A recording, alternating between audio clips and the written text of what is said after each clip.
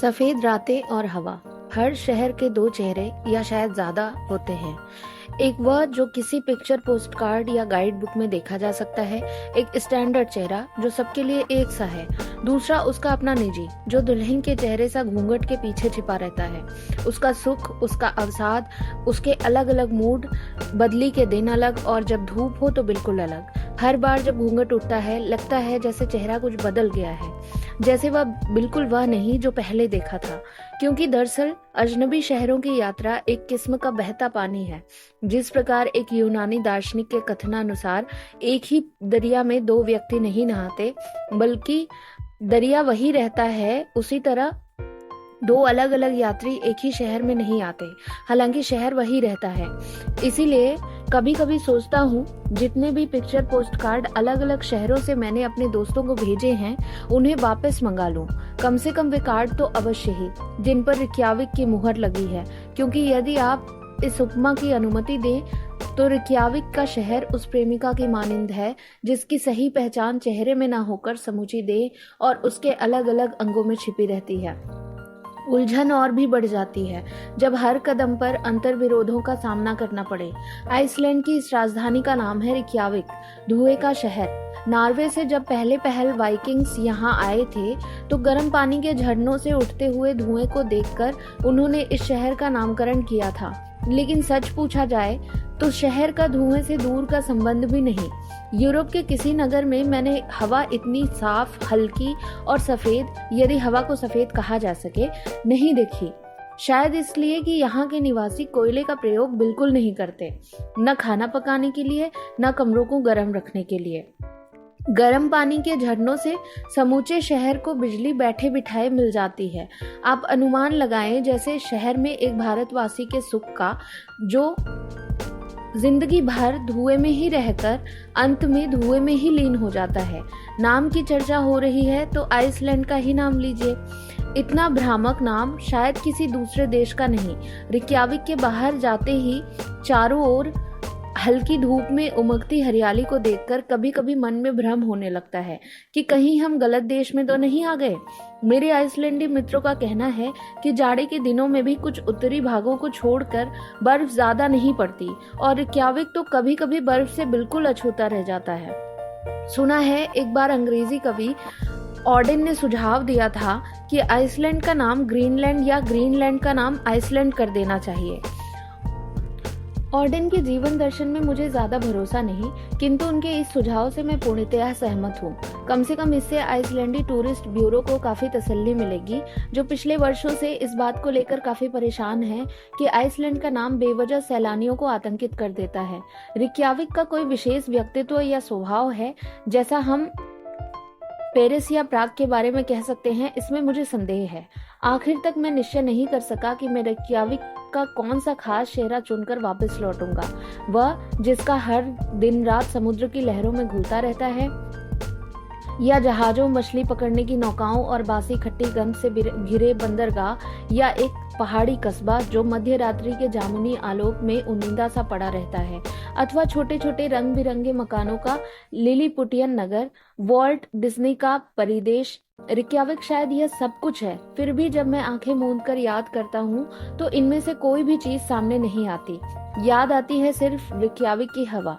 सच मानिए, आइसलैंड आने से पहले मुझे नहीं मालूम था कि हवा का असली जादू क्या होता है।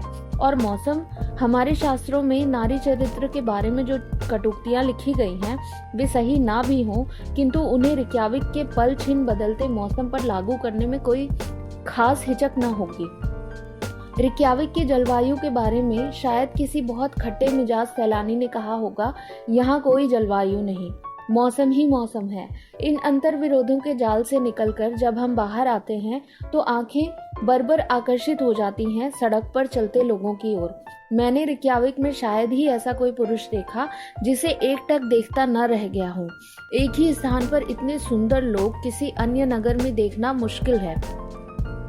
कद उनका इतना लंबा है कि हम भारतीय उनके सामने बिल्कुल बौने लगते हैं। आश्चर्य नहीं, आइसलैंड की यात्रा के दौरान मेरा हीन भाव इतनी भयंकर स्थिति में पहुंच गया था। उनकी तुलना में शायद स्वीड ही ठहर सकते हैं, या शायद वे भी नहीं। किंतु आश्चर्य इतना उनके ऊंचे कद में नहीं, जितना इसमें होता है कि इतने आकाशचुंबी कद के लोग इतने विनम्र, शालीन और चुप्पे हो सकते हैं। शर्मीले इतने कि अपने बारे में एक भी शब्द कहने में उन्हें अजीब सी उलझन महसूस होती है। अंग्रेज जाति की अंडर स्टेटमेंट की प्रथा विश्व विख्यात है, किंतु वहाँ जो शिष्टाचार का महज एक मैनरिज्म प्रतीत होता है, आइसलैंड में बस सहज निश्चल प्रकृति का अंग है। यह शायद बहुत कम लोगों को मालूम है कि कोलंबस से 500 वर्ष पहले एक आइसलैंडी वाइकिंग एरिक्सन ने अमेरिका को खोजा था, और शायद अपनी शालीनतावश किसी को अपनी खोज के बारे में उसने कुछ नहीं कहा। यह बात दूसरी है कि इस तथ्य को मरोड़कर ऑस्कर वाइल्ड ने कहा था, अब समझ में आता है कि एरिक्सन ने अमेरिका को खोजा और क्यों उसके बारे में चुप रहा। बहुत संभव है उनके इस चुप्पेपन को आत्मकेंद्रियता या अहम भाव समझ लिया जाए, लेकिन मेरा ख्याल है अहम भाव से पीड़ित व्यक्ति बहुत कम आत्मीय हो पाता है, और कोई भी विदेशी जिसे आइसलैंडियों के निकट संपर्क में आने का अवसर मिला है, इस आत्मीयता से अछूता नहीं रह पाता। यह सच है, वे बहुत खुले ढंग से आत्मीयता का प्रदर्शन नहीं करते। कोई भी चीज वे खुले प्रत्यक्ष ढंग से व्यक्त करते हैं, मुझे संदेह है। कदाचित उनके निकट आने से पहले उनके चरित्र की अनेक ग्रंथियों और गांठों का सामना करना पड़े। एक सूखी तिक्त सी व्यंग्यात्मकता, अनमनापन, एक खास सनक तक पहुंचा हुआ आत्मनिषेध, और शायद सबसे दुरूह चीज एक अजीब सा अवसाद, जो अंग्रेजी शब्द मेलनकली से ज्यादा निकट है, किंतु सही शायद वह भी नहीं। यह अवसाद भावुकता या आत्मदया से बिल्कुल अछूता है। बहुत पी लेने के बाद, नशे में धुत होने के बावजूद, और आइसलैंडी दुनिया में सबसे ज्यादा पीते हैं। मैंने कभी उन्हें अन्य देशों के पियक्कड़ों की तरह भावुक होते नहीं देखा।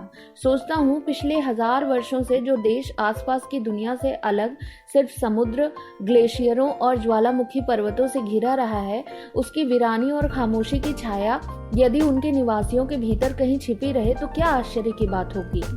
किंतु यहाँ मैं सिर्फ पुरुषों की चर्चा कर रहा हूँ। आइसलैंडी स्त्रियों की बात बिल्कुल अलहदा है। क्या आपने कभी सचमुच सही मायने में स्वाधीन स्त्री को देखा है? स्वाधीन, बराबरी के वोट या आर्थिक स्वतंत्रता के स्तंभों के सहारे नहीं, बल्कि सहज और अनायास रूप से।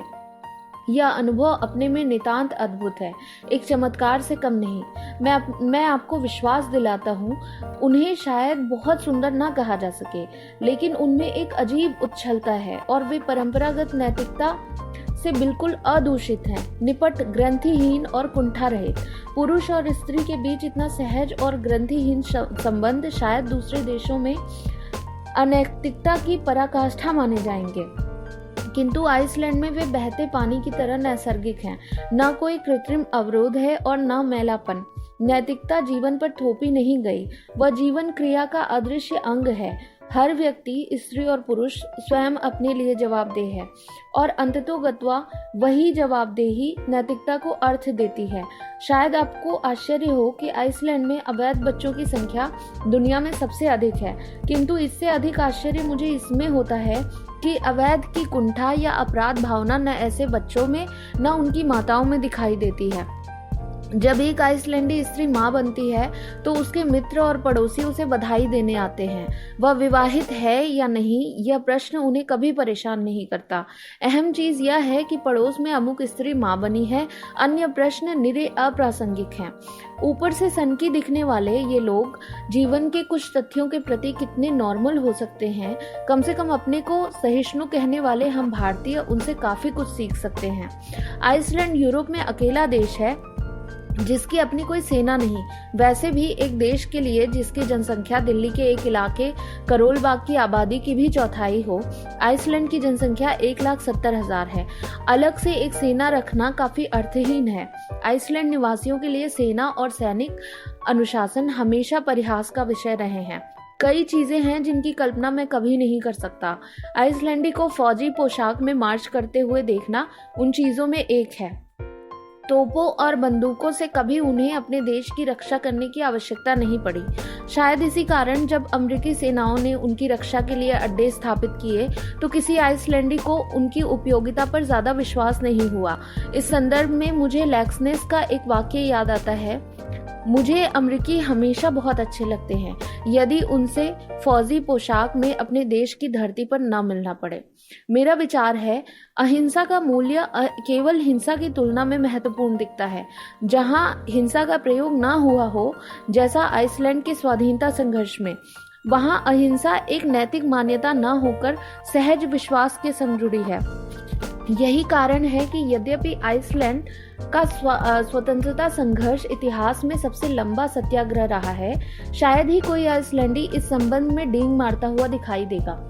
मुझे कभी कभी आश्चर्य होता है कि न टॉल्स्टॉय ने और न गांधी जी ने इस तथ्य की ओर कभी ध्यान दिया, हालांकि दोनों के जीवन काल में यह संघर्ष जारी था।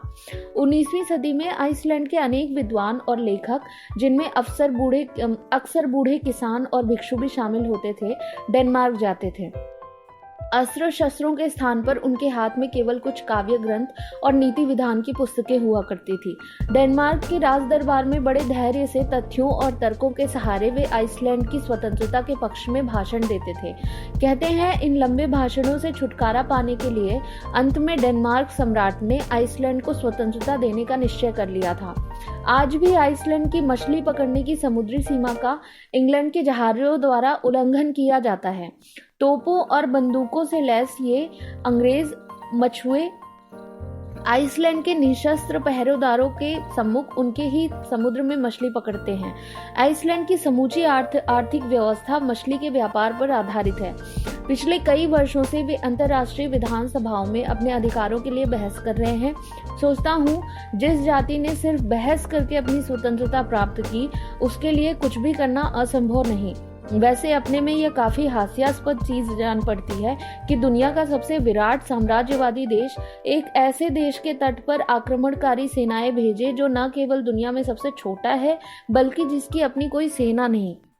मेरे एक आइसलैंडी मित्र ने मुझे बताया कि आइसलैंड में पिछले 30 या 40 वर्षों में चोरी या डाके की एक भी घटना नहीं हुई और किसी व्यक्ति की हत्या तो अब प्रागैतिहासिक चीज बनकर रह गई है।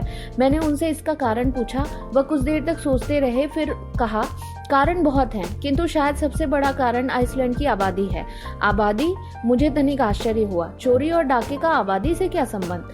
देखिए, उन्होंने धैर्यपूर्वक मुझे समझाते हुए कहा, हमारे देश की आबादी इतनी कम है कि आपको मुश्किल से कोई ऐसा आइसलैंडी मिलेगा जो किसी दूसरे आइसलैंडी को प्रत्यक्ष या परोक्ष रूप से ना जानता हो। उनके बीच कोई पुराना रिश्ता आसानी से निकाला जा सकता है। अब जरा कल्पना कीजिए, कोई व्यक्ति जॉन बंदूक लेकर रिक्याविक के किसी बैंक में डाका डालने जाता है। उसकी स्थिति कितनी संकोचपूर्ण हो जाएगी जब वह बैंक में चारों ओर बरसों से जाने पहचाने चेहरे देखेगा, जिनमें शायद उनके जिगरी दोस्त और संबंधी भी शामिल हैं। आश्चर्य नहीं यदि खजांची महोदय हंसकर कहें, अरे भाई जॉन, ये बैंक में बंदूक लेकर क्या कर रहे हो? क्या आज सुबह से ही चढ़ा ली है? मेरे मित्र कुछ देर तक खामोश रहे, फिर धीरे से बोले, आपको नहीं मालूम, इससे कभी कभी काफी दुविधापूर्ण स्थितियां उत्पन्न हो जाती हैं। चोर डाकुओं के लिए ही नहीं, साधारण शांति प्रिय नागरिकों के लिए भी। रिक्याविक को ही लीजिए। यहाँ शायद ही कोई ऐसा व्यक्ति हो जिसके व्यक्तिगत जीवन की छोटी से छोटी तफसील से दूसरा व्यक्ति परिचित ना हो। वह शाम को कहाँ जाता है, किस लड़की के प्रेम पाश में बंधा है, आजकल कौन सी पुस्तक पढ़ रहा है, जब वह दिन के समय दफ्तर में होता है तो उसकी पत्नी किस रेस्टोरेंट में जाकर कॉफी पीती है, इत्यादि छोटी बड़ी बातें इन सब लोगों को मालूम रहती है। अभी हाल में एक प्रोफेसर महोदय ने अखबार में खुला पत्र लिखा है, जिसमें उन्होंने खेद प्रकट किया कि अमुक दिन थिएटर में 10 मिनट देर से आने पर जो उनके संबंध में अफवाहें उड़ी थी वे गलत हैं। फिर उन्होंने विस्तार से इस चीज का स्पष्टीकरण किया कि वह उस दिन थिएटर में विलंब से क्यों पहुंचे थे। किंतु ज्यादातर इन व्यक्तिगत भेदों को लोग घरेलू राज की भांति अपने तक ही सीमित रखते हैं। दिलचस्पी इससे आगे नहीं जाती और एक दूसरे की जिंदगी में शायद ही कोई दखल देता है।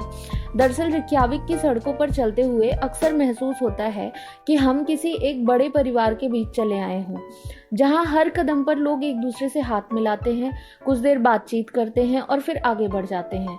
एक बार अपने मित्र थॉरगियर के संग सड़क पर चलते हुए, और वह सड़क ज्यादा लंबी नहीं थी, हमें 3 बार रुकना पड़ा।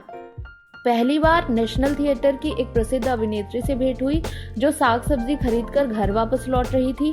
2 कदम आगे चलकर एक बहुत ही प्रसिद्ध अवागार्ड युवा कवि के दर्शन हुए, जो अभी कुछ दिन पहले पागल खाने से छूटकर आए थे। कुछ और आगे चलकर प्रगतिशील आइसलैंडी पत्रिका संस्कृति और भाषा के संपादक सिगफूस दादालॉन से मुलाकात हुई, जो शायद आज आइसलैंड में सबसे योग्य आलोचक हैं। फ्रांस में 7 वर्ष गुजारकर वह अभी पिछले वर्ष आइसलैंड लौटे थे और उनके एकदम बाद मेरी आंखें सड़क पार करते हुए एक वृद्ध पुरुष पर टिक गईं, जिनकी वेशभूषा इतनी निराली और अद्भुत थी कि देर तक मैं निश्चय नहीं कर सका कि यह सर्कस के कोई खिलाड़ी हैं या भूत प्रेतों को झाड़ने फूंकने वाले कोई ओझा। बाद में थोरगियर से मालूम हुआ कि वह और कोई नहीं, जोहान्स कियरवाल थे, आइसलैंड के सबसे महान चित्रकार।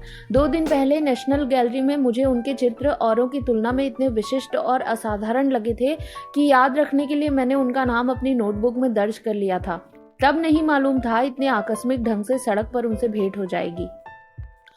अब आप ही बतलाइए, 10 मिनट के अरसे में एक छोटी सी सड़क को पार करते हुए जहां इतनी महान आत्माओं से खुद ब खुद मुलाकात हो जाए, उस शहर को आप क्या कहेंगे? आइसलैंड से खुदा रहम करे, जो लोग भी न जाने कैसे कैसे अजीब स्थानों में रहते हैं। यूरोप में कुछ आइसलैंडी मित्रों को छात्रों को देखकर एक बूढ़े जर्मन ने हैरत में कहा था, आश्चर्य नहीं, सबसे पहले आयरिश भिक्षुओं ने इस वीरान और सोने द्वीप में आकर अपना घर बसाया था। शांति और अकेलेपन की खोज में भटकते हुए वे यहाँ आए थे और यहीं बस गए थे।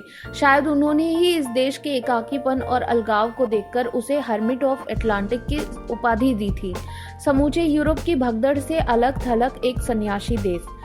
फिर नॉर्वेजियन आए आक्रमण करने नहीं, आश्रय लेने, स्वाधीन जीवन की खोज में। कुछ अजीब मिलाप हुआ होगा आइसलैंड की धरती पर भिक्षुओं और स्वातंत्र प्रिय शरणार्थियों में। सोचता हूँ यह शायद आकस्मिक नहीं कि आज भी आइसलैंडियों के रक्त में भिक्षुत्व और विद्रोह भावना, दोनों तत्व बराबर से एक संग दिखाई देते हैं। आइसलैंड के इतिहास का ज्ञान मेरा अधिक गहरा नहीं, किंतु मुझे अक्सर इन नॉर्वेजियन शरणार्थियों पर काफी विस्मय होता है, जो 1000 वर्ष पहले सामंतवादी उत्पीड़न से छुटकारा पाने के लिए अपना घर बार त्याग कर दुनिया के इस सुदूर कोने में आकर बस गए थे। निसंदेह वे यूरोप के सबसे पहले प्रजातंत्रवादी लोग थे। और गोया सच है कि आज इंग्लैंड को सब ओर से पार्लियामेंट की मां स्वीकृत कर लिया गया है। सही बात यह है कि पार्लियामेंट की दादी मां के दर्शन के लिए हमें आइसलैंड की सदियों पुरानी चट्टानों और घाटियों के बीच ही रास्ता टटोलना होगा। टटोलना शब्द इसलिए इस्तेमाल कर रहा हूँ क्योंकि जहाँ यूरोप की सबसे पहली पार्लियामेंट की नींव डाली गई थी, वहाँ आज हमें सिर्फ पत्थरों, गुफाओं और घास के मैदानों के अलावा कुछ भी दिखाई नहीं देता। यह स्थान नाम है थिंगविलियर, प्रथम लोकतंत्र। रिक्याविक से ज्यादा दूर नहीं, टूरिस्ट बस से सिर्फ 2 घंटे का रास्ता है। निपट सूनी उजाड़ धरती, जहां दूर दूर तक एक भी बस्ती दिखाई नहीं देती, सिर्फ चट्टानों की एक लंबी अंतहीन श्रृंखला दूर तक फैलती गई है, जो पहली नजर में किसी बहुत पुराने किले की कटी फटी दीवार सी मालूम होती है। बाद में हमें पता चला कि सदियों पहले यहाँ हम समतल भूमि थी। फिर अचानक ज्वालामुखी के विस्फोटन के परिणाम स्वरूप बीच की धरती भीतर धंसती गई और ये लंबी चट्टानें पुरानी धरती के भग्नावशेष हैं। चट्टानों के नीचे घास के लंबे मैदान हैं और आसपास अनेक बड़े सुडौल पत्थर बिखरे हैं, जिन्हें कभी अस्थायी खेमों के लिए इस्तेमाल किया जाता होगा। इन पत्थरों के अलावा कहीं भी कोई खंडहर नहीं, पुराने गौरव का जरा सा भी चिन्ह नहीं। दूर घास के मैदानों के परे उकसारा नदी बहती है, एक हल्का सिरस्ता सा स्वर और मौन। समूची घाटी एक असीम कालातीत मौन में लिपटी सी जान पड़ती है। आइसलैंड का यह सबसे महत्वपूर्ण गौरवपूर्ण तीर्थ स्थान है, हमारे गाइड ने कहा। हर देश के अपने तीर्थ स्थान, अपने पावन स्मारक होते हैं। सोचता हूँ किसी न किसी रूप में उनका धर्म, ईश्वर, देवी देवताओं से संबंध होता है। शायद इसी में उनकी पवित्रता निहित है। और एक यह तीर्थ स्थान है थिंगविलियर, जिसकी पवित्रता किसी धर्म से नहीं जुड़ी, जो महज इसलिए पुनीत है कि पहली बार यहाँ मनुष्य ने स्वाधीनता को धर्म सिर्फ अधिकार नहीं माना था, किंतु आज यहाँ हवा में सरसराती घास और धूप में सोए पत्थरों के अलावा कहने को एक भग्नावशेष भी नहीं, जिसकी परिक्रमा करके हम तीर्थ यात्री अपने को कृतार्थ कर पाते। लावा की सूखी कटी कटी दरारों के बीच पारे सा पानी झिलमिलाता है। ऐसी ही एक बावड़ी का नाम है निकोला सार्गिया, जिसका जल इतना गहरा और पारदर्शी है कि यदि हम उसमें सिक्का या ढेला फेंकें तो वह एक चमचमाते जादुई मोती सा बावड़ी की अतल गहराइयों में लुढ़कता जाता है और ऊपर पानी के तल पर आसपास घिरी चट्टानों की छाया कांपती है। लगता है हम दबे पांव किसी सुरियलिस्ट लैंडस्केप में चले आए हों, असलियत में नहीं, सिर्फ कैनवस के भीतर। जहाँ हर रंग दूसरे रंग को पकड़कर बदल जाता है और फिर भी वही रहता है जो पहले था। जहाँ पुराने पत्थरों से टकराती हवा है और लावा की बेडौल आकृतियां निस्पंद सांस रोके खड़ी हैं। लगता है कम से कम उस एक लम्हे के लिए बीते हुए 1000 वर्ष बीच की दूरी लांघ कर चुपचाप हमारे पास सरक आए हों। हाँ, यह सच है। 1000 वर्ष पहले गर्मियों की सफेद उजली रातों में यहाँ एल्थिंग आइसलैंडी पार्लियामेंट की बैठक लगती थी। उक्सारा नदी के किनारे घास के मैदानों में एल्थिंग के सदस्यों के लिए खेमे गाड़े जाते थे। खुली हवा में आकाश तले नियम कानूनों पर बहस होती थी। हर समस्या को न्याय की कसौटी पर जांचा परखा जाता था। न्याय में उनका विश्वास यूनानियों की तरह अटूट था। यूनानियों की ही भांति वे मानव और नियति के बीच अंधेरी टेढ़ी मेढ़ी भूल भुलैया में रास्ता खोजते थे, लेकिन यह समानता इससे आगे नहीं जाती। प्राचीन आइसलैंडियों को यूनानियों की तरह देवी देवताओं की कभी जरूरत महसूस नहीं हुई। अपने को वे नियति के सम्मुख बिल्कुल अकेला पाते थे। यह आश्चर्यजनक चीज है कि मध्यकालीन यूरोप के अंधेरे युग में, जब जीवन और कला का कोई अंश धर्म से अछूता नहीं था, आइसलैंड का महान साहित्य अपने में शुद्ध रूप से सेक्युलर बना रहा। आइसलैंड के पौराणिक सागा ग्रंथों में देवी अथवा अतिमानवीय शक्तियों का कहीं उल्लेख नहीं मिलता। उनके लिए नियति एक खास मानवीय चीज थी और एक ट्रेजिक नियति जिसमें इसमें निहित नहीं थी कि मनुष्य देवी शक्ति के हाथों में असहाय कठपुतली है, बल्कि इसमें कि वह स्वाधीन होने के बावजूद अपनी निजी प्रकृति के आगे विवश है। इस दृष्टि से यह कहना शायद बहुत गलत ना होगा कि सागा ग्रंथों के अज्ञात लेखक शायद दुनिया के सबसे पहले अस्तित्ववादी थे। जो भी हो, इस दिलचस्प प्रश्न को साहित्य आलोचकों के हाथों में छोड़कर हमने थिंग विलियर से विदा ली। काली चट्टानों की दुर्ग दीवार देर तक हमारी टूरिस्ट बस के संग चलती रही। दीवार खत्म होते ही सामने दूर दूर तक सिर्फ ऊसर धरती या छोटे छोटे टीले और मिट्टी के ढूंढ दिखाई देते हैं, या धूप में झिलमिलाती घास जिसका रंग पल छिन बदलता रहता है। कभी कभी तो लगता है जैसे हमारी आंखों में छिपी कहीं रंग बिरंगी फुटलाइट्स लगी हो, जो सामने फैले मंच को सतरंगी रोशनियों में हर पल नहला जाती है। हमारे गाइड महोदय, जिनका अंग्रेजी का एक्सेंट अल्मोड़ा के कुमाऊं क्लर्कों से बहुत मिलता जुलता है, बार बार हमारी खुशकिस्मती की दाद देते हैं। कहते हैं पिछले 5 वर्षों से उन्होंने इतना साफ और सुंदर दिन नहीं देखा। यात्रियों को खुश करने का शायद यह उनका अपना तरीका हो, किंतु इससे हमारी खुशी और खुशकिस्मती में कोई अंतर नहीं पड़ता। हवा सचमुच धुले कांच की तरह पारदर्शी है, इतनी साफ और हल्की कि उसे जेब में ठूसकर दिल्ली ले जाने को मन करता है। दुख इतना ही है कि आसपास कहीं भी एक पेड़ हवा में सरसराता एक भी पत्ता दिखाई नहीं देता। चारों ओर वनहीन नंगी धरती का फैलाव। जन्म से मैं पहाड़ी हूँ। वृक्षों के बिना मुझे हमेशा एक अजीब सी रिक्तता का आभास होता है, किंतु जंगल नहीं है। इस अभाव की पूर्ति मानो आसपास फैला अत्यंत मांसल, लगभग मनःस्पर्शी वायुमंडल कर देता है। धरती खुली और आबाद धरती की रूपरेखा इतनी कोमल और सुडौल हो सकती है, इसकी कल्पना कभी नहीं की थी। पेड़ों का होना यह अपना एक सुख है, लेकिन इस सुख से मैं परिचित हूँ। उनके न होने से जो एक विशाल हल्कापन, चाकू किसी चमकीली धार सी हवा में तिरते रंग, दूरी को निकट से देखने का मायावी चमत्कार, यह एक अलग अनुभूति थी जिसका परिचय पहले कभी न मिला। और इसलिए कहता हूँ कि हर यात्री को अपनी झोली खोलकर यात्रा करनी चाहिए। जो ना मिले उसका दुख ना करके, जो मिले उसे समेट कर ही अपने भाग्य की सराहना करनी चाहिए। क्योंकि यह तो मैं अपने अनुभव से जानता हूँ कि सुख का अभाव कभी दुख का कारण नहीं बनता, उल्टे एक नए अपरिचित सुख को जन्म देता है। उत्तर की ओर बढ़ते हुए हमें दूर क्षितिज रेखा पर झिलमिलाते लेग्योदूल ग्लेशियर की झलक मिल जाती है। बर्फ की स्निग्ध सफेदी जैसे कोई नरम सफेद बालों वाली बिल्ली औंधे मुंह लेटी धूप सेक रही हो। इस बीच हमारे गाइड महोदय की कवित्व प्रेरणा पूरी तरह से जग उठी थी और जब सड़क के एक मोड़ पर आकर हमें अचानक एक नए ग्लेशियर के दर्शन हुए तो वह अपने उत्साह को अधिक नहीं रोक सके। देखिए, यह हॉफ्स योदल ग्लेशियर है। यहाँ से सैकड़ों मील दूर, इतनी दूरी से हम ग्लेशियर को देख पाना दुर्लभ है, लेकिन आप भाग्यवान यात्री हैं। सूर्य भगवान बराबर आपके पक्ष में चल रहे हैं और मैं सोचता हूँ देखने और सुनने में कितना भारी अंतर है। कितनी बार सुना था आइसलैंड ग्लेशियरों का देश है, किंतु जब कभी नीले आकाश तले सफेद रुई से पिरामिड दिखाई दे जाते हैं, अटल, शांत, समय के घेरे से बाहर, तब केवल एक इच्छा होती है, अपनी उम्र और बुजुर्गियत, अपने अतीत, अपने झूठे सच्चे अनुभवों और अभावों की पोटली बस में ही छोड़कर नीचे उतर जाएं और इस धरती के ही होके रहें। इस बीच हमें कहीं भी कोई बस्ती, कोई गांव, कोई घर दिखाई नहीं दिया।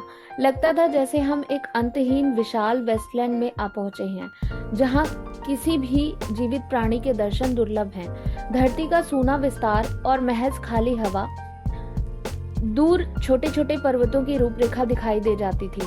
कहीं कहीं झाड़ झंखाड़ और उनके बीच गर्म पानी के सोतों से उठता हुआ धुआं, उबलते पानी के ग्लेशियर। और तब मुझे पहली बार पता चला कि अंतर्राष्ट्रीय शब्द ग्लेशियर की उत्पत्ति आइसलैंड के हाउकादालुर ग्लेशियर से हुई है, जिसका जल फूटने पर कम से कम 380 फीट ऊंचा जाता है। किंतु चाहे मौसम की दृष्टि से हम भाग्यवान रहे हों, ग्लेशियर ने हम पर कोई कृपा नहीं की। वो बहुत ही मूडी स्वभाव के ग्लेशियर जान पड़ते थे। कब चारों ओर से उदासीन होकर सोते रहेंगे और कब अचानक चौंक कर दिवाली के अनार की तरह फूट पड़ेंगे, कोई नहीं जानता। हमारे गाइड महोदय लगभग 1 घंटे तक उबलते जल में साबुन घोलते रहे। कहते हैं साबुन से ग्लेशियर को उत्तेजना मिलती है, लेकिन वह मोह माया से मुक्त निरासक्त योगी की तरह अपनी जगह से टस से मस नहीं हुए। हमारी निराशा को कम करने के लिए गाइड महोदय ने हमें सांत्वना देते हुए कहा कि डेनमार्क के बादशाह 3 दिनों तक खेमे गाड़कर प्रतीक्षा करते रहते थे, किंतु ग्लेशियर भगवान उन्हें दर्शन नहीं देते थे। सबसे खेदपूर्ण घटना तो अभी 2-3 वर्ष पहले हुई, जब सोवियत संघ की संस्कृति मंत्री 3 घंटों की विफल प्रतीक्षा के बाद लौट गईं और उनके लौटने के 5 मिनट बाद ही ग्लेशियर की आकाशचुंबी धार फूट पड़ी। ऐसे हैं ग्लेशियर महाशय, बादशाह सलामत हों या सोवियत मंत्री, किसी के बीच भेद नहीं करते। इस दौरान धीरे धीरे आकाश के अलग अलग कोनों में बादलों के धब्बे सिमट आए थे। कभी कभी हल्की सी बूंदाबांदी हो जाती थी। सर्दी अचानक बढ़ गई थी और जब हम आइसलैंड के सबसे सुंदर झरने गुल्फॉस को देखने बस से बाहर निकले तो हम सबकी देह रह रहकर सिहर जाती थी। सामने दिखाई दी हवीता नदी, पत्थरों और चट्टानों के बीच लुढ़कते हुए पानी के कुंडल, नंगी शिलाओं पर भंवर बनाता फेनिल झाग और ऊंची ढलान से गिरती धार की बूंदें। एक खास कोण से देखने पर हवा में छितरती ये बूंदें इंद्रधनुषी रंगों का जाल बुनती सी दिखाई देती हैं। आज गुल्फॉस को याद करता हूँ तो सिर्फ उनकी आवाज बार बार लौट आती है, गिरते पानी की आवाज और शार्क मछली। चौकिया नहीं, गुल्फॉस के झरने में शार्क नहीं है। किंतु यदि आप चाहें तो वहां के डाक बंगले के वेटर एक अत्यंत स्वादिष्ट डेलिकेसी के रूप में आपको शार्क मछली का मांस दे सकते हैं। 8-9 महीने तक शार्क के मांस को धूप में सुखाया जाता है या कभी कभी उसे गोबर के भीतर रख दिया जाता है, उस समय तक जब तक यह सड़ने ना लगे। फिर उसे कड़वी शराब के संग मिलाकर खाया जाता है। बीहड़ रास्ता कहीं कहीं बहुत तंग और छोटे पुलों पर हिचकोले खाते हुए हमारी लॉरी को घिसटना पड़ता था।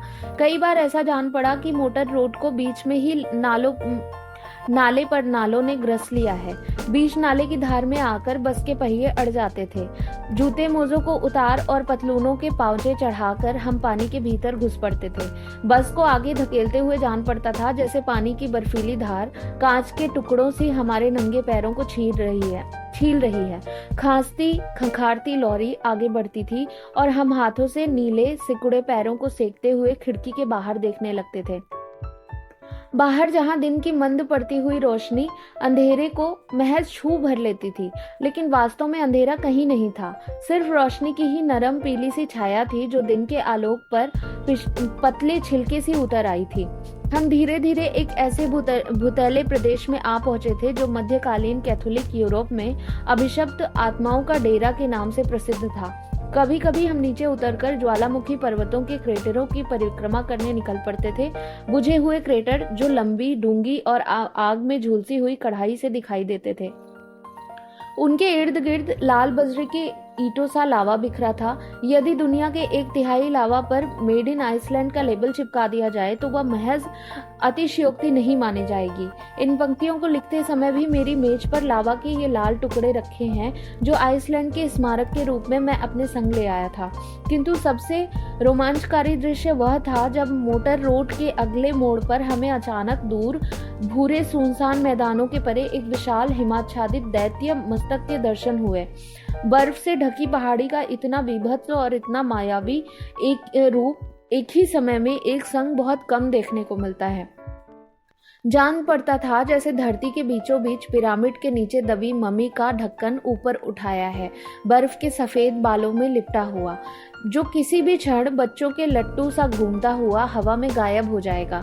जब मैं इस तरह की विकृत और बेतुकी उपमाओं में डूबा था, तभी मुझे अपने गाइड महोदय के शब्द सुनाई दिए। देखिए, अपने सिर से बादलों की टोपी उतारकर हेक्ला आपका स्वागत करने के लिए प्रस्तुत दिखाई देता है। हेक्ला, जिसके इर्द गिर्द दुनिया भर की अभिशप्त आत्माएं रासलीला करती हैं। क्या कोई अनुमान कर पाएगा कि चारों ओर बर्फ से ढके इस गोल पहाड़ के नीचे सदियों से ज्वालामुखी धधकता रहा है, बर्फ के नीचे अग्नि लपलपाती ज्वाला। अंतिम बार हेक्ला का विस्फोटक सन 1947 में हुआ था और पूरे 1 वर्ष तक वह लावा उगलता रहा था। कहते हैं विस्फोटन के समय उसके भीतर से राख और गैस 1 लाख फीट ऊंची मीनार की तरह आकाश चीरती हुई ऊपर पड़ी थी। किंतु उस शाम जब हम उसके पास से गुजरे, कोई भी कहने लायक अनहोनी दुर्घटना नहीं हुई। सिमट आया था सिर्फ एक निर्भेद्य मौन, और उसके एकाकी हिमाच्छादित शिखर पर उड़ रहे थे रुई के गालों से छुई मुई बादल। हम जीती जागती अभिशप्त सैलानी आत्माओं के प्रति वह निपट उदासीन दिखाई देता था। हमें पता नहीं चला कब अचानक बारिश ने हमें पकड़ लिया।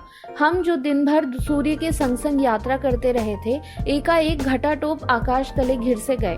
और तब हमारे गाइड महोदय ने सनसनीखेज स्वर में घोषणा की, जरा खिड़की के बाहर होके देखिए, मेरा ख्याल है शायद बर्फ गिर रही है। जून के महीने में बर्फ। दिन भर की इस विचित्र यात्रा के बाद हमारी तर्क शक्ति इतनी शिथिल और मृत प्राय हो चुकी थी कि हम किसी भी चमत्कार पर विश्वास करने के लिए तत्पर थे। जब बर्फ के नीचे ज्वालामुखी वास कर सकता है तो जून के महीने में बर्फ गिरे, इसमें आश्चर्य क्या। किंतु इससे पेशतर कि हम खिड़की के बाहर सिर निकालकर किसी निश्चय पर पहुंच पाते, धूप दोबारा निकल आई थी। हमारी आंखें अनायास एक सूनी बस्ती के छोर पर उठाई। पक्की इमारत खड़ी थी, सीधी सादी लेकिन सब घरों से अलग। पास ही गर्म पानी के चश्मे से सफेद धुआं उठ रहा था। इर्द गिर्द उबड़ खाबड़ धरती थी और उसके परे हल्की धूप में झिलमिलाती बारिश में धुली पहाड़ियां। इन सब के बीच वह ऊंची आधुनिक इमारत 20वीं सदी की संस्कृति का अंतिम अवशेष सा जान पड़ती थी।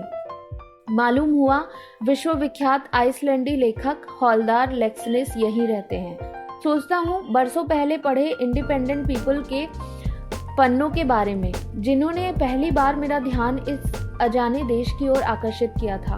बस आगे बढ़ गई। बादलों की ओर से एक बहुत ही कोमल आलोक निचुड़ता हुआ बह रहा था। खुली हवा में बारिश की बूंदें अब भी टपक रही थीं। शाम की धूप में चमचमाती सुइयों सी सुनहरी गीली धरती को छेदती हुई, और आकाश, जून का आकाश, जैसे इन सबके प्रति तटस्थ था। धूप और बारिश और हवा सबके प्रति उदासीन, न किसी से घिरा हुआ न किसी को घेरता हुआ, संपूर्ण रूप से निर्वैयक्तिक और मुक्त, जो सिर्फ आइसलैंड का ही आकाश हो सकता है। आइसलैंड के अतीत का कोई साक्षी नहीं, ना ऐतिहासिक स्मारक, ना पुराने गिरजे, एक खंडहर भी नहीं। यदि एक क्षण के लिए हम उसकी पांडुलिपियों को छोड़ दें तो समूचा अतीत हाथों से छूट जाएगा। बावजूद इसके कि रिक्याविक की नींव सैकड़ों वर्ष पुरानी है, आज वह यूरोप का सबसे नया और कम उम्र वाला नगर दिखाई देता है। निसंदेह शहर के हर कोने और चौराहे पर बहुत ही आधुनिक और आकर्षक मूर्तियां दिखाई दे जाती हैं। किंतु उनका अतीत से उतना ही संबंध है जितना आधुनिक आइसलैंडी कविता का एड्डा से। रिक्याविक में अनेक नए गिरजों का निर्माण हो रहा है और यह आपके लिए एक विरोधाभास बना रहेगा कि दुनिया के सबसे गैर धार्मिक लोग गिरजों का निर्माण करने में सबसे गहरी दिलचस्पी लेते हैं। जान पड़ता है पुराने आइसलैंडियों को वास्तुकला में ज्यादा दिलचस्पी नहीं थी, किंतु इसके बावजूद रिक्याविक के राष्ट्रीय संग्रहालय में कुछ ऐसी मूर्तियां और कलात्मक अवशेष मिल जाते हैं जिनसे पुराने आइसलैंडी गिरजों के गौरव का अनुमान लगाया जा सकता है। यह अपने में अत्यंत दिलचस्प प्रश्न है कि 11वीं-12वीं शताब्दियों में यूरोप की रोमांस्क और गोथिक कला ने उत्तरी देशों को किस सीमा तक प्रभावित किया। संग्रहालय में सुरक्षित सेंट पीटर की काष्ठ मूर्ति अनुपम भव्यता देखकर अचानक मेरा ध्यान इस समस्या की ओर आकृष्ट हुआ था। वैसे मेरे विचार में उत्तरी देशों के निवासियों की सुघड़ता और कलात्मक बोध का परिचय उनके जहाजों, विशेषकर वाइकिंग जहाजों पर मंडित ड्रैगन मस्तकों को देखकर मिलता है, उतना शायद किसी और चीज से नहीं। ये वाइकिंग जहाज ओस्लो के विशेष म्यूजियम में सुरक्षित है। रिक्याविक के संग्रहालय में एक स्मरणीय चीज गिरजे का वेदी द्वार है, जो वेल मछली की हड्डी को काटकर तराशकर निर्मित किया गया है। दरवाजे के ऊपर नीचे 2 लंबे पैनल हैं जिन पर बाइबल कथाएं चित्रित हैं और 4 अलग अलग कलात्मक स्तंभ इन दोनों पैनल को एक दूसरे से जोड़ते हैं। सीमित साधनों और भौगोलिक अलगाव के बावजूद आइसलैंडियों का मूर्तिकला के प्रति जो लगाव रहा है वह विस्मयकारी है।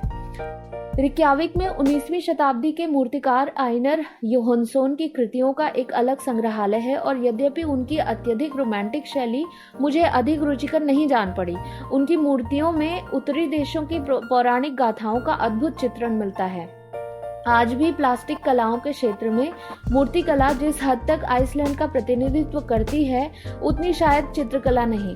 वैसे यह मेरी निजी राय है, मेरे आइसलैंडी मित्र शायद इससे सहमत नहीं होंगे।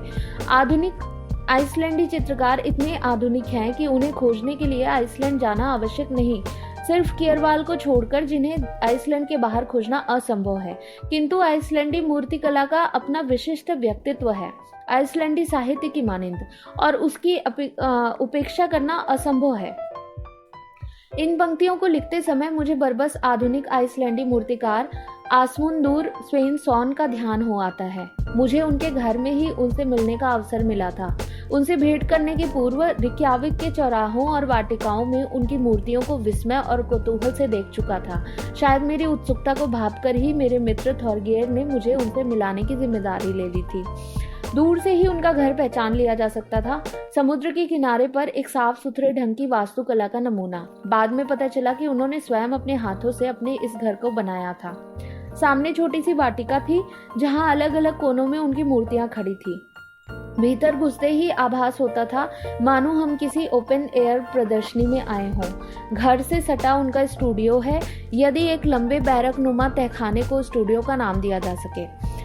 जब हम उनके पास पहुंचे तो वह छेनी और हथौड़ा लिए एक अधूरी मूर्ति पर झुके थे। एक क्षण के लिए मेरी आंखें उनके हाथों पर टिक गई, चौड़े और खुरदरे, एक किसान के हाथों की तरह पुराने और अनुभवपूर्ण। हमारी आहट सुनकर उन्होंने सिर उठाया। एक बहुत ही भोला और कौतूहलपूर्ण चेहरा हमारी ओर देखता हुआ मुस्कुरा रहा था, मानो हम भी, मेरे संग थॉरगियर भी थे, आसपास बिखरी उनकी मूर्तियों के ही हिस्से हों। उनकी पत्नी ने हमारा उनसे परिचय करवाया। पहले वह कुछ झिझके, मानो समझ ना पा रहे हो हमसे क्या बातचीत की जाए। फिर सहसा जैसे उन्हें हमारे आने का उद्देश्य समझ में आ गया हो, उन्होंने पहले अपने स्टूडियो में रखी मूर्तियों पर एक नजर डाली, कुछ वैसे ही जैसे एक सफल निर्देशक अपने ऑर्केस्ट्रा को देखता हो। फिर चुपचाप हमें हाल में किया हुआ काम दिखाने लगे। इस जगह विस्तार से उनके काम की चर्चा करना असंभव है, किंतु इस क्षेत्र में उनके कुछ प्रयोग मुझे अत्यंत दिलचस्प और असाधारण जान पड़े। पश्चिमी यूरोप के आधुनिक मूर्तिकारों की एब्स्ट्रैक्ट कला से उनकी कृतियों का एब्स्ट्रैक्ट होने के बावजूद कहीं मेल नहीं बैठता था। समूचा स्टूडियो जैसे अनेक जीवंत बिंबों का अपने में एक संपूर्ण और अर्थपूर्ण जगत था। उनकी कृतियों में मुझे अजीब सी आवेगपूर्ण शांति की उपलब्धि हुई, एक कलात्मक अनुभूति की संपूर्णता नहीं जो हम अधिकतर पश्चिम के आधुनिक कलाकारों में पाते हैं, बल्कि संपूर्णता की अनुभूति का कलात्मक आग्रह जो अमूर्त और आकृति दोनों में केवल सही विधान को खोजता है। मेरी अपनी इमेज, उन्होंने बाद में हमसे कहा, एक बहुत ही एब्स्ट्रैक्ट अनुभूति से आरंभ हो सकती है, किंतु उसकी परिणति एक रूपायित आकृति में नहीं होगी, यह मैं कैसे कह सकता हूँ। उसी तरह जैसे कभी कभी एक बहुत जानी पहचानी वस्तु की अभिव्यक्ति एक बहुत ही अमूर्त विधान में ही हो सकेगी, इसकी पूर्ण धारणा शुरू में नहीं हो पाती। अपनी एक एब्स्ट्रैक्ट मूर्ति विद्युत के सामने खड़े होकर उन्होंने हमसे कहा, कुछ वर्ष पहले जब हमारे इलाके में बिजली पहले पहल आई तो खुशी की झोंक में मैंने इसे बनाना शुरू किया था। शब्द बहुत साधारण है, किंतु स्वेन सॉन की समूची कला का रहस्य शायद उनमें छुपा है। बाद में काफी देर तक आधुनिक कला के संबंध में चर्चा होती रही। उन्होंने बताया कि सन 30 के आसपास वह कला अध्ययन के लिए फ्रांस गए थे। उनकी मूर्तियों की प्रदर्शनियां स्कैंडिनेविया के लगभग सब देशों में हो चुकी है। आजकल आइसलैंडी सरकार उनके संबंध में एक फिल्म बनाने की योजना पर विचार कर रही है, जिसमें उनके कला विकास के विभिन्न चरणों को चित्रित किया जाएगा। अपनी कला के पीछे उनका कोई विशेष सिद्धांत रहा हो याद नहीं पड़ता। उम्र शायद 60 से ऊपर थी, किंतु नए प्रयोगों की दृष्टि से वह आइसलैंडी के सबसे युवा कलाकार जान पड़ते थे।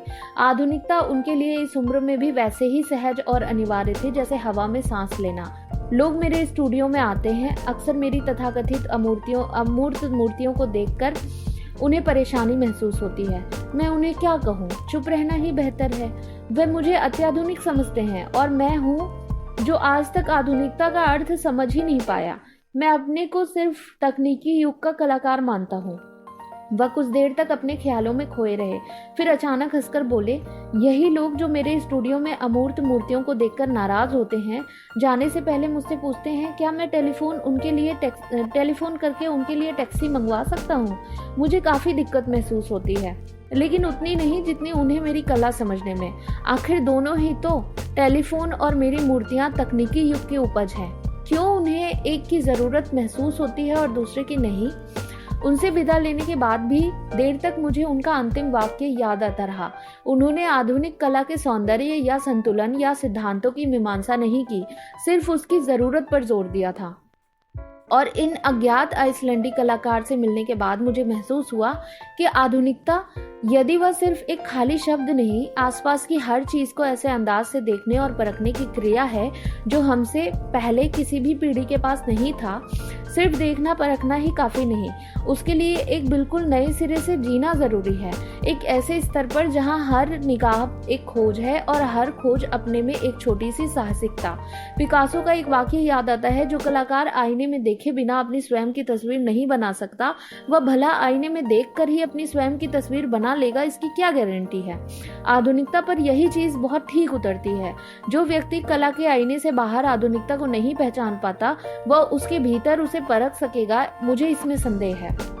शायद यह कोई बहुत नई बात नहीं, किंतु आइसलैंड के इस वृद्ध मूर्तिकार से मिलने से पूर्व मैंने इस तथ्य को कभी इतनी ईमानदारी से महसूस नहीं किया था। कोपेनहेगन की एक पब में मैंने आइसलैंडी शराब को एक ऐसी विचित्र बोतल में बिकते देखा था जिसकी शक्ल एक किताब की तरह थी। उस किताब नुमा बोतल पर चिपके लेबल पर लिखा था, स्पिरिट ऑफ आइसलैंड। आइसलैंड की आत्मा का बेहतर प्रतीक शायद और कहीं ढूंढ पाना असंभव था।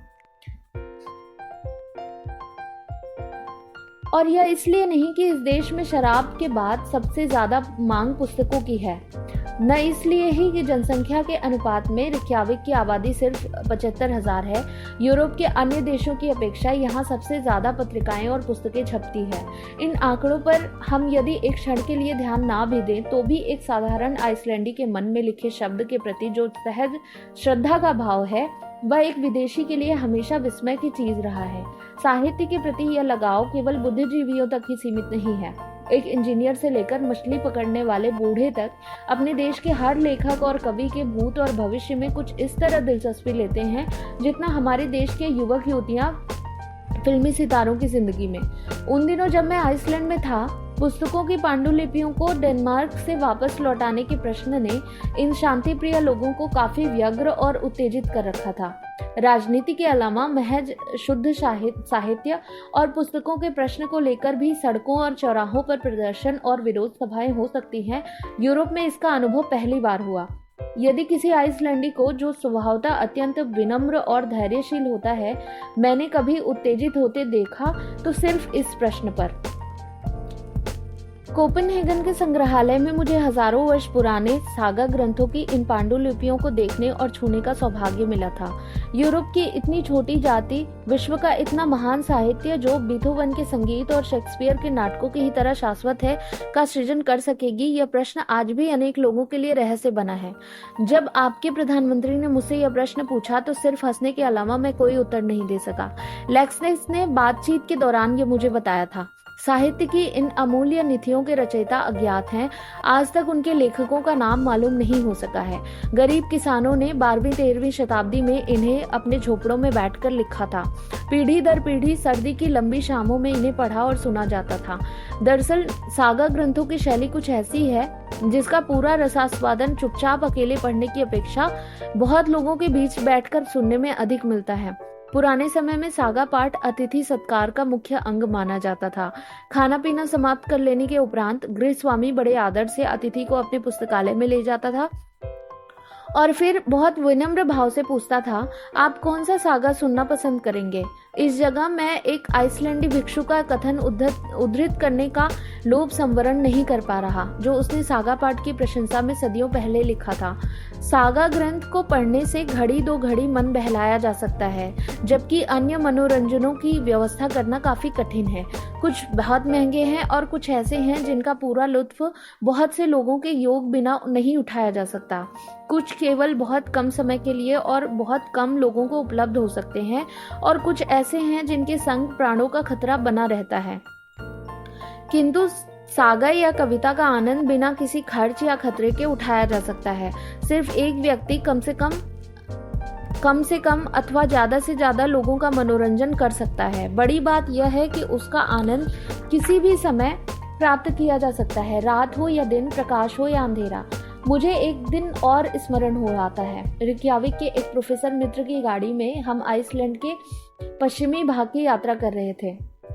शाम घिरने पर हमें कॉफी पीने की इच्छा हुई, किंतु दूर दूर तक ऊसर धरती और सूनी पहाड़ियों के अलावा कुछ भी दिखाई नहीं देता था।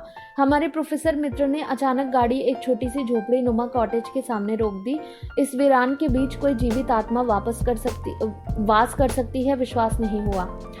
आपको यहाँ कॉफी ही नहीं, केक भी मिलेंगे, उन्होंने मुस्कुराते हुए कहा। मालूम हुआ इस झोपड़ी में उनके एक रिश्तेदार रहते हैं, अपने परिवार सहित। छिए, क्या मैंने झूठ कहा था? हर आइसलैंडी को कहीं न कहीं अपना रिश्तेदार जरूर मिल जाता है। भेड़ें पालना और थोड़ी बहुत खेती बाड़ी करना, यही उनके रिश्तेदारों का धंधा था। सभ्यता से कोसों दूर निपट अकेलेपन में कोई परिवार जीवन यापन कर सकता है, यह कम आश्चर्य की बात नहीं थी। किंतु असली विस्मय तो उस झोपड़ी में पांव रखने के बाद हुआ। एक क्षण के लिए भ्रम हुआ, मानो हम किसी मेट्रोपॉलिटन नगर के एक अत्यंत सुसंस्कृत बुद्धिजीवी के घर आ पहुंचे हैं। हम पहला कमरा पुस्तकों से ठसाठस भरा था। बैठक में कुछ और पुस्तकें थी जो शायद पहले कमरे में नहीं समा पाई थी, और दीवार पर दिखाई दी अत्यंत सुरुचि संपन्न आधुनिक चित्रों की अनुकृतियां। स्मरण रहे, यह एक बहुत ही साधारण किसान का घर था। कुछ देर बाद एक वृद्धा हमारे लिए कॉफी और केक लाई। परिचय हुआ। यह जानकर कि मैं भारतीय हूँ, उनकी आंखें सहसा चमक उठी। कॉफी का प्याला मेज पर ही छोड़कर वह एक छोटी सी लड़की की तरह भागती हुई पहले कमरे में गई और अपने संग एक बहुत पुरानी किताब, जिसकी जिल्द बहुत जर्द और भुरभुरी हो चुकी थी, ले आई। यह मेरी बहुत प्रिय पुस्तक है। कभी एक भारतीय को आंखों से देखने का अवसर मिलेगा, मैंने कभी स्वप्न में भी नहीं सोचा था। पुस्तक आइसलैंडी भाषा में थी, श्रद्धांजलि का अनुवाद। कुछ देर बाद उनके पति खेत से लौटे। एक बहुत ही पका हुआ झुर्रियों भरा किसान का चेहरा, बेहद हंसमुख और विनोद प्रिय। हाथ मिलाया, श्रम और मिट्टी की गंध में लिपटा अबुद्धिजीवी हाथ। देर तक मैं उस हाथ और अलमारी में चुनी हुई किताबों को देखता रहा, और तब अनायास याद हो आई एक और रात जो मैंने मध्य फ्रांस के एक किसान परिवार में गुजारी थी। कितना भारी अंतर था इन दो ग्रामीण परिवारों में। पेरिस की मेट्रोपॉलिटन संस्कृति से सब परिचित हैं, किंतु पेरिस से 100-200 मील की दूरी पर एक ग्रामीण परिवार संस्कृति से इतना अछूता रह सकता है, यह कितने लोग जानते हैं। और मेरे लिए यह एक बहुत महत्वपूर्ण अंतर है। आइसलैंड और यूरोप के अन्य संस्कृति संपन्न देशों में, आइसलैंड में और कदाचित न्यूनाधिक मात्रा में अन्य स्कैंडिनेवियाई देशों में भी, संस्कृति का अर्थ ही लोक संस्कृति है। दैनिक रहन सहन में सहज रूप से रची हुई मेहंदी की मानिंद किसी भी समय वह किसी वर्ग विशेष की संपत्ति नहीं रहा। और सबसे बड़ी बात यह कि किताबों की अलमारी और आधुनिक चित्र महज घर के फर्नीचर का अंग न होकर अपने में स्वतंत्र स्वांतः सुखाए वस्तुएं भी हो सकती हैं। किसान के घर में उतनी ही अनिवार्य जितनी एक शहरी बुद्धिजीवी के फ्लैट में। यात्रा के दिन शेष हो चले हैं। उत्तर जाने की साध मन में दबाए मैं ईगल्स हिल की घास पर लेटा रहता हूँ। भारतीय रोप ट्रिक की विद्या आती तो रिक्याविक की सड़कों पर पैसे बटोरकर सीधा आकू इरेरी की ओर भाग खड़ा होता, और उसके परे ग्रीनलैंड भी। उम्र नहीं रही हिचहाइकिंग करने की, वरना छाती पर इंडियन की तख्ती लटकाकर बीच चौराहे में खड़ा होने से ऐसा कौन संगदिल होगा जो लिफ्ट नहीं देगा। और सामने समुद्र है, कविता की लय की तरह रिक्याविक से जुड़ा हुआ, जो है इसलिए कोई ध्यान नहीं देता, किंतु जिसका ना होना ध्यान के परे है। ईगल्स हिल रफ्ता रफ्ता रात झुक जाती है। सफेद रातों में शराबियों की डगमगाती छायाएं, सामने बंदरगाह है। देर रात तक नाविकों के पियक्कड़ गानों की आवाज हवा में तिरती आती है, रिक्याविक की हवा में। और मध्य रात्रि की धूप नीचे पहाड़ी के नीचे स्कोल गाथा है। रिक्याविक की बेला रोड सिर्फ जमुना की जगह समुद्र ने घेर ली है। हम में कुछ है कि हर नगर में अपना नगर खोज लेते हैं। चेहरे, शहर, नाम। दूर मध्य रात्रि के खामोश उजलेपन में एक कटे फटे किनारे वाला पर्दा लटक आया है। एशिया पहाड़, अजीब नाम है। पहाड़ के नीचे समुद्र की लहरें उठती हैं, सफेद रात में मदमस्त सांपों सी अपने फन को बार बार चट्टानों से टकराती हुई, और फिर लौट आती हैं पुरानी स्मृतियों की तरह। नाम, चेहरे, किसी पुराने चर्च की झुकी छत, दीवार पर दगे गोलियों के निशान, या फिर किसी पहचाने परिंदे की फड़फड़ाहट, या यह भी नहीं, सिर्फ यात्रा का एक सिलसिला। ईगल्स हिल की घास पर मैं लेटा रहता हूँ।